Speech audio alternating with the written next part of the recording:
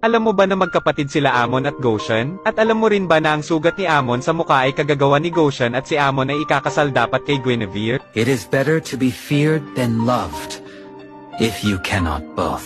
Si Amon ang panganay na anak ng House Paxley at bata pa lamang si Amon ay sinanay na siya kung paano maging magaling na pinuno. Si Amon ay sobrang disiplinado pati na rin sa pakikipaglaban. Hindi kagaya kay Goshen na may pagkapilyo at may nilabag na batas ng Paxley. Nung pumanaw ang kanilang ama ay agad na si Amon ang pumalit para mamuno. Isang araw biglang may napansin si Amon sa kanyang kapatid na si Goshen na merong itim na marka. Naalala ni Amon ang sinabi ng kanilang ama na kung sino man ang may itim na marka ay binabantayan o hawak ito ng demonyo at kailangan itong patayin. Agad na ikinulong si Goshen at pumayag naman ito dahil sa ito ay tanggap niya. Naawa si Amon sa kanyang kapatid at nung dumating ang araw na papatayin na si Goshen ay hindi ito kinaya ni Amon dahil mahal niya ang kanyang kapatid. Kaya naman pinakawalan niya na lang si Goshen at sinabing umalis ka na lang dito o lumayo ka na lang dito sa atin. Ngunit sinabi ni Goshen na magtatago na lang siya sa kanilang basement. Kaya lang kapag nalaman ito ng ibang tao sa palasyo nila ay papatayin pa rin si Goshen kaya naman pinili na lang ni Goshen ang umalis sa tahanan ng Paxley. I've never told him this, but I do see a bright future in Gushen.